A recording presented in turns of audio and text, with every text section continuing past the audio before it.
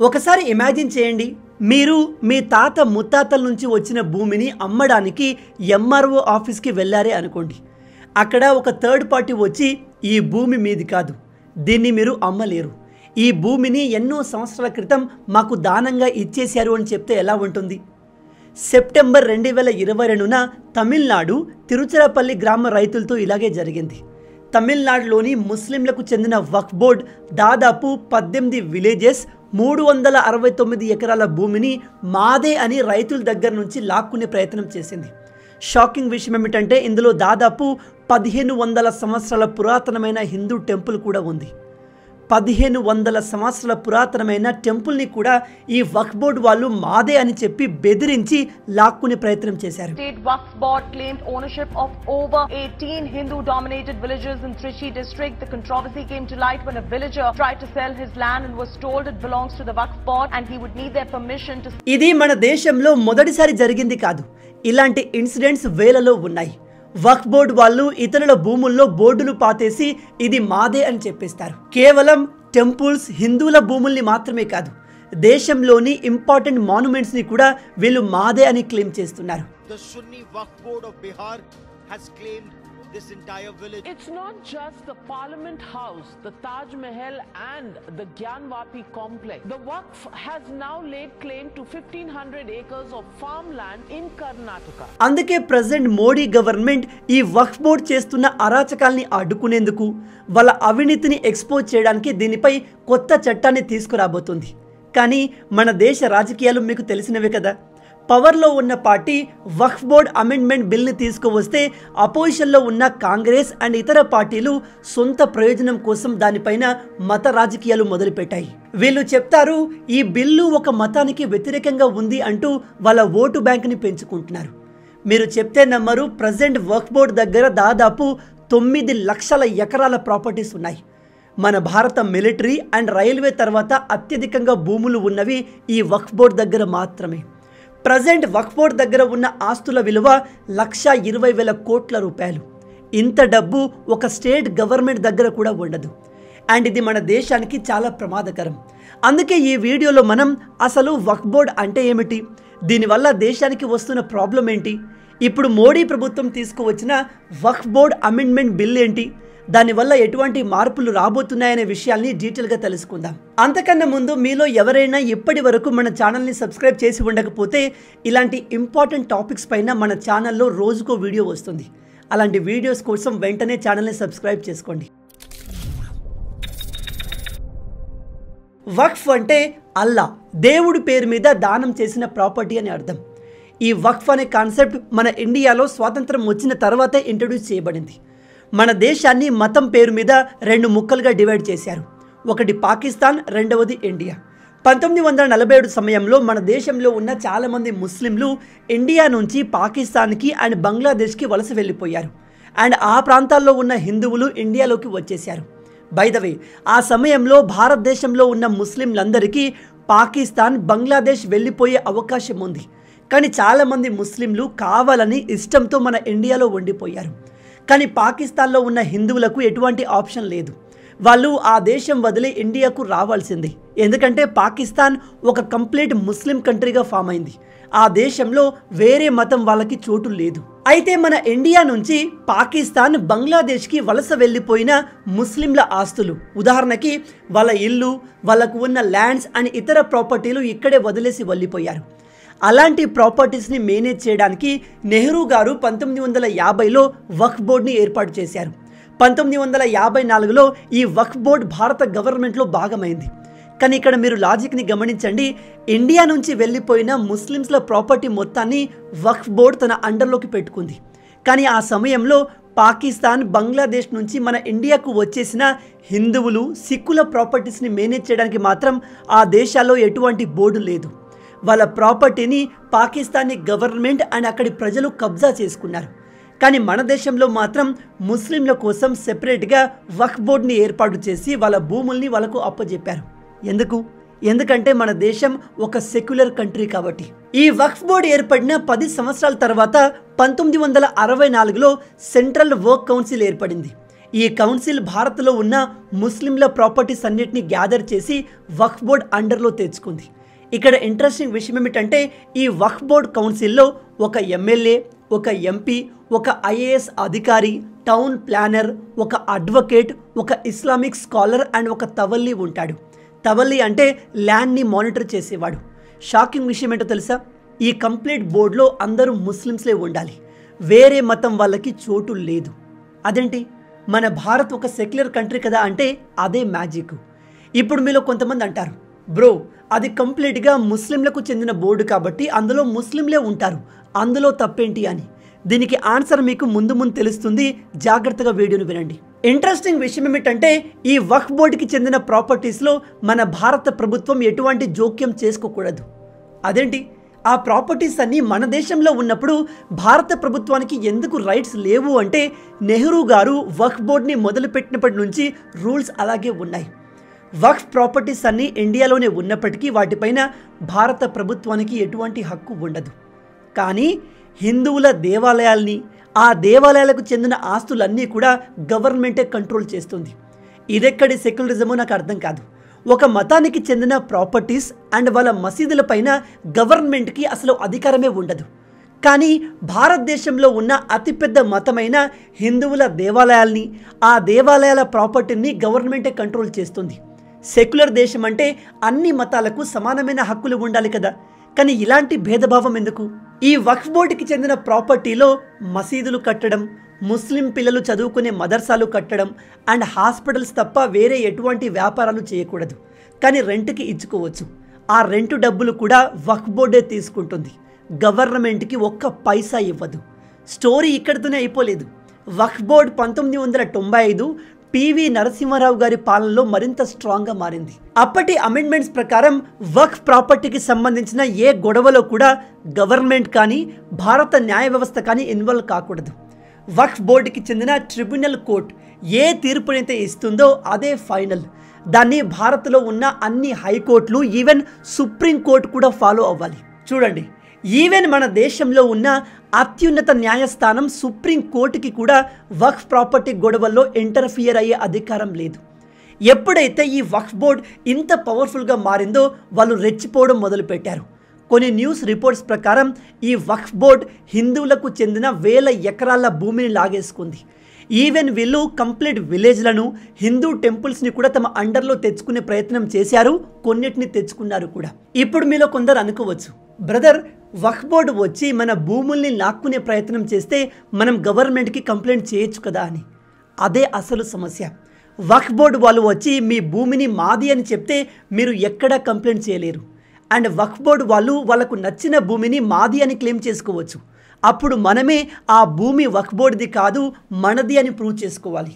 అంటే వక్ఫ్ బోర్డుకి ఈ భూమి వాళ్ళది అని ప్రూవ్ చేయాల్సిన అవసరం లేదు, నువ్వు ప్రూవ్ చేసుకోవాలి. ఒకవేళ నువ్వు ప్రూవ్ చేయలేదే అనుకో, ఆ భూమిని వాళ్ళు లాగేసుకుంటారు. ఇఫ్ నువ్వు వక్ఫ్ బోర్డు పైన పోరాడాలి అనుకుంటే ఎక్కడ కంప్లైంట్ చేయాలో తెలుసా? వక్ఫ్ ట్రిబ్యునల్ కోర్టులో. షాకింగ్ విషయం ఏమిటంటే అందులో అందరూ ముస్లిమ్సే ఉంటారు. వాళ్ళే నువ్వు చెప్పిన మాటల్ని విని నువ్వు ఇచ్చే ప్రూఫ్స్ని స్టడీ చేసి ఆ భూమి నీదా కాదా అని చెప్తారు. ఇప్పుడు చెప్పండి, అలాంటి ప్లేస్లో మీకు న్యాయం జరిగే ఛాన్సెస్ ఎంతవరకు ఉన్నాయి? ఈ వక్ఫ్ బోర్డ్ ఇంత పవర్ఫుల్గా మారింది ఎక్కువగా కాంగ్రెస్ పవర్లో ఉన్న సమయంలో. అందుకే చాలామంది కాంగ్రెస్ పార్టీ మత రాజకీయాలు చేసి తమ ఓటు బ్యాంకుని పెంచుకుంటుంది. ముస్లిం మతానికి ఫేవర్గా ఉంటూ వక్ఫ్ బోర్డుకి సపోర్ట్ అందిస్తూ ఆ కమ్యూనిటీలో తమ ఓట్ షేర్ని పెంచుకుంటున్నారు అనే ఆరోపణలు చేస్తున్నారు. ఇది నిజమా కాదా అనేది మీరు నాకు కింద కామెంట్లో చెప్పండి. దీనికి కొన్ని ఎగ్జాంపుల్స్ కూడా చెప్తాను. 2014 ఎలక్షన్స్కి ముందు కాంగ్రెస్ గవర్నమెంట్ ఢిల్లీలోని ప్రైమ్ లొకేషన్లో ఉన్న 123 గవర్నమెంట్ ప్రాపర్టీస్ని ఈ వక్ఫ్ బోర్డుకి ఇచ్చేసింది. 123 ప్రాపర్టీస్ని. ఈవెన్ అరవింద్ కేజ్రీవాల్ కూడా అపీస్మెంట్ పాలిటిక్స్ చేశాడు. ఇతను దాదాపు 100 కోట్ల రూపాయలని వక్ఫ్ బోర్డుకి ఫ్రీగా దానం చేశాడు. ఇక్కడ చాలామంది నిపుణులు అడిగే క్వశ్చన్ ఏమిటంటే వక్ఫ్ బోర్డ్ లాంటి ఫెసిలిటీస్ కేవలం ముస్లిమ్స్కే ఎందుకు ఉన్నాయి అని. దీనికి సెంట్రల్ గవర్నమెంట్ చెప్పేది ఏమిటంటే ముస్లింలు మైనారిటీలు కాబట్టి వాళ్ళకు ఈ ఫెసిలిటీస్ ఇచ్చాము అని. ఇక్కడ మీరు గమనించాల్సిన విషయం ఏమిటంటే ముస్లిమ్స్ మన దేశంలో సెకండ్ లార్జెస్ట్ మైనారిటీ కమ్యూనిటీ. అలాంటప్పుడు క్రిస్టియన్స్కి కూడా ఒక సెపరేట్ బోర్డు ఉండాలి కదా. సిక్కులకు ఉండాలి, బౌద్ధులకు ఉండాలి, జైనులకు కూడా ఉండాలి. కానీ కేవలం ముస్లిమ్స్కి మాత్రమే ఈ స్పెషల్ ఫెసిలిటీని ఎందుకు ప్రొవైడ్ చేశారు? మన దేశం సెక్యులర్ కంట్రీ, అంటే అన్ని మతాలను సమానంగా చూడాలి. అలాంటప్పుడు కేవలం ముస్లిం మతానికే ఇన్ని ఫెసిలిటీస్, ఇన్ని పవర్స్ని ఎందుకు ఇచ్చారు? ఇది ఫ్రీడమ్ ఆఫ్ రిలీజియన్కి ఆర్టికల్ 25 అండ్ 26కి విరుద్ధం కదా. మన దేశంలో అన్ని మతాల వారు ప్రజలంతా సమానం అన్నప్పుడు కేవలం ఒక్క మతానికే ఇన్ని బెనిఫిట్స్ ఇవ్వాల్సిన అవసరం ఏమొచ్చింది? ఆ సమయంలో పవర్లో ఉన్న నాయకులు కావాలనే ఇదంతా ప్లాన్ చేశారా? ఇక్కడ ఇంకో విషయం ఏమిటంటే వక్ఫ్ బోర్డులో ఉండే అందరినీ స్టేట్ గవర్నమెంట్ నామినేట్ చేస్తుంది. ఈ వక్ఫ్ బోర్డు ద్వారా గవర్నమెంట్కి ₹1 ఆదాయం రాదు. వక్ఫ్ బోర్డు సంపాదించే వందల కోట్ల రూపాయల్ని వాళ్ళే ఉంచుకుంటారు. మరి అలాంటప్పుడు ఈ బోర్డులో పనిచేసే ఎంప్లాయీస్కి గవర్నమెంట్ శాలరీస్ ఎందుకు పే చేస్తుంది? లక్షల కోట్ల ఆస్తులున్న వక్ఫ్ బోర్డుకి గవర్నమెంట్ శాలరీస్ పే చేయాల్సిన అవసరం ఉందా? సెంట్రల్ గవర్నమెంట్ ముస్లిం మతానికి చెందిన ప్రాపర్టీస్ని మేనేజ్ చేసే వారికి శాలరీలు పే చేస్తుంది. కానీ దేశంలో ఉన్న ఇతర మతాల వారికి, ఉదాహరణకి పండితులకు, దేవాలయాల్ని మేనేజ్ చేసే వారికి, చర్చిలో ప్రీచింగ్ చేసే పాస్టర్లకి, సిక్కులకు, బౌద్ధ మత గురువులకు గవర్నమెంట్ శాలరీ ఇస్తుందా? లేదు కదా.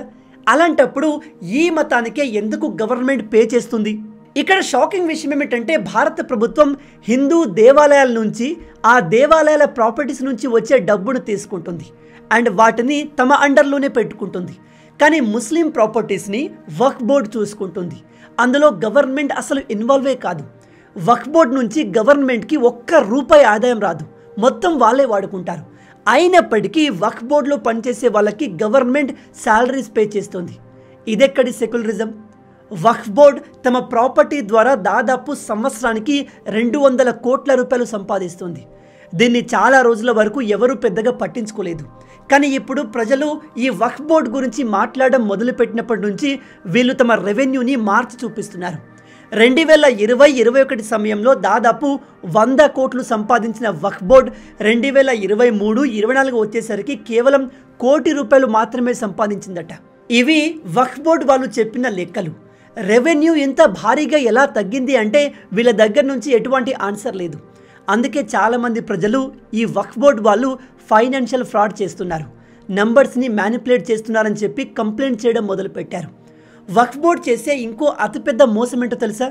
ఇది చాలా ఇంపార్టెంట్, జాగ్రత్తగా వినండి. దీన్నే ల్యాండ్ జిహాద్ అని కూడా కొంతమంది చెప్తున్నారు. వీళ్ళు మహారాష్ట్ర, ఛత్తీస్గఢ్, జార్ఖండ్ లాంటి ప్రాంతాల్లోని ట్రైబల్ ఏరియాస్లోకి వెళ్ళి అక్కడి రైతుల భూముల్ని ఇవి మావే అని క్లెయిమ్ చేస్తున్నారు. నేను మీకు స్టార్టింగ్లో చెప్పాను, వక్ఫ్ బోర్డ్ మీ భూమిని మాది అని క్లెయిమ్ చేస్తే మీరు దాన్ని అది మా భూమి అని ప్రూవ్ చేసుకోవాలి. వక్ఫ్ బోర్డ్ కోర్టు కూడా వాళ్ళదే కాబట్టి ఇందులో మీకు న్యాయం జరిగే ఛాన్సెస్ 0. అయితే ఈ వక్ఫ్ బోర్డ్ తన పవర్ని ఉపయోగించి ఇస్లాం మతాన్ని స్ప్రెడ్ చేస్తుంది. వీళ్ళు ట్రైబల్ ఏరియాలో ఉండే రైతుల భూముల్ని లాక్కొని మీ భూములు మీకు తిరిగి కావాలంటే ఇస్లాం మతంలోకి కన్వర్ట్ అవ్వాలని బెదిరించి తమ మతాన్ని స్ప్రెడ్ చేసుకుంటుంది. అంతేకాదు అక్కడి ట్రైబల్ ఏరియాలో ఉన్న అమ్మాయిలను పెళ్లి చేసుకుని వాళ్ళ 1000 ఎకరాల భూమిని ముస్లిం కమ్యూనిటీ వాళ్ళు ఆక్యుపై చేసుకున్నారు.